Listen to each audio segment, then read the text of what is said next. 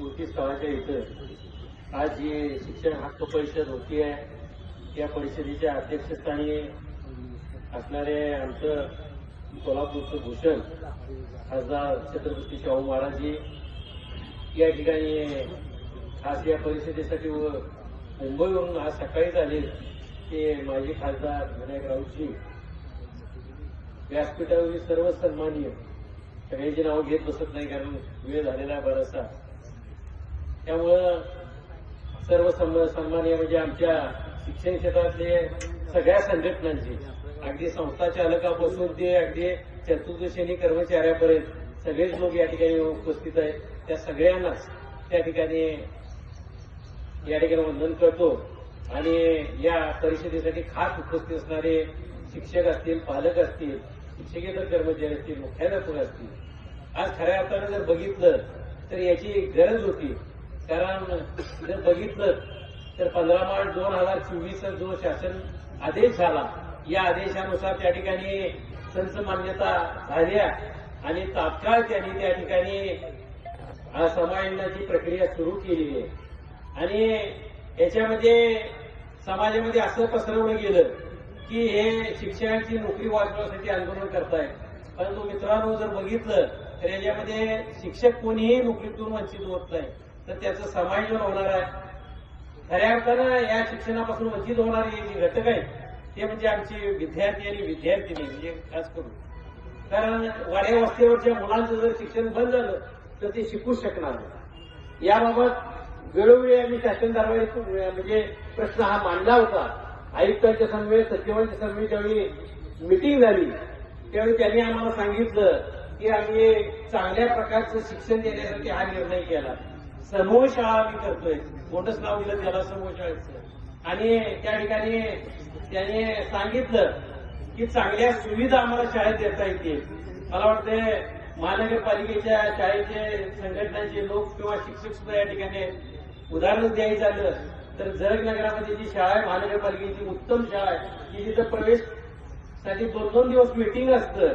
आणि मला वाटतं अशा या शाळेमध्ये पुरेसा स्टाफ देखील नाही आहे. बरोबर ना सर सावंत सर? काय स्टाफ आणि तिथं वेगळी सुविधा कुठलीही दिली गेली नाही. त्यामुळे शासन हे पूर्णतः आपली फसवणूक करायला लागलेली आहे. आणि जेणेकरून म्हणजे आतापर्यंत शिक्षकेतर कर्मचाऱ्याच्या विना शाळा चालवली, शिक्षकाविना शाळा चालवली, वेतनेतर अनुदानाविना शाळा त्या ठिकाणी चालली गेली. आणि आता खऱ्या अर्थानं या सगळ्या शाळा बंद करायच्या आणि या बहुजन समाजातल्या मुलांचं शिक्षण बंद करायचं हे षडयंत्र या खऱ्या अर्थानं या ठिकाणी दिसून येतं. म्हणजे दीपक केसरकरजींनी घोषित केलं होतं की 20 फटाक्यांची शाळा मी बंद होऊ देणार नाही. कारण त्यावेळी सुद्धा आंदोलनाची सुरुवात कोल्हापूर जिल्ह्यातून झाली होती.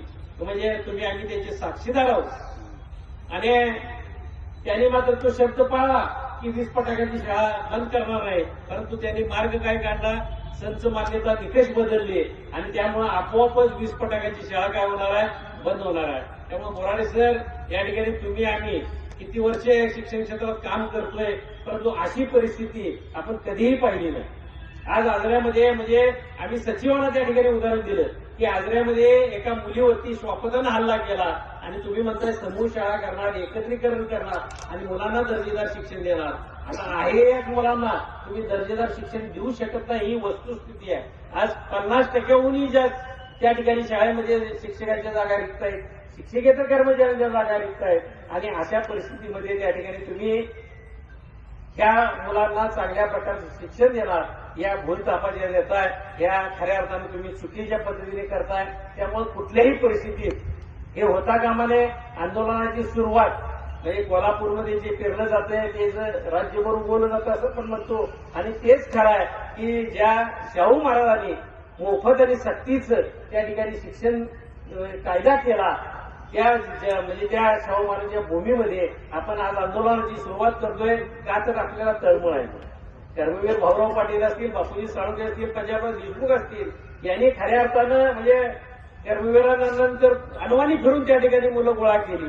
आणि ही गोळा करत असताना जर बघितलं मागचा इतिहास जर काढला तर महात्मा ज्योतिबा फुले असतील, सावित्रीबाई फुले असतील, खऱ्या अर्थाने इथं ज्या महिला बसलेल्या सावित्रीच्या लेखी या त्या काळी त्यांनी जो अतोनात त्रास सहन करून शाळा चालू केल्या म्हणून हे शिकू शकल्या आणि खऱ्या अर्थानं आज उच्च शिक्षित होऊ शकल्या. त्यामुळे या सगळ्या बाजूला त्या ठिकाणी कुठंतरी आपण ताकद देण्याची गरज आहे आणि ही ताकद मला वाटते या ठिकाणी संपत पवार जे निमंत्रक आहेत त्यांनी खऱ्या अर्थानं या ठिकाणी जागृती करण्याचं काम केलं आणि ह्या सगळ्याला आमचं शैक्षणिक व्यासपीठ असेल, मुख्याध्यापक संघ असेल, माध्यमिक शिक्षकांची संघटना असेल, प्राथमिक शिक्षकांची संघटना असेल, या सगळ्या संघटनांनी शिक्षकेतर कर्मचारी संघटना आहे, पालकांची संघटना आहे, विद्यार्थ्यांची संघटना आहे, या सगळ्या संघटनांनी खऱ्या अर्थानं त्या ठिकाणी ताकद द्यायचं काम केलं.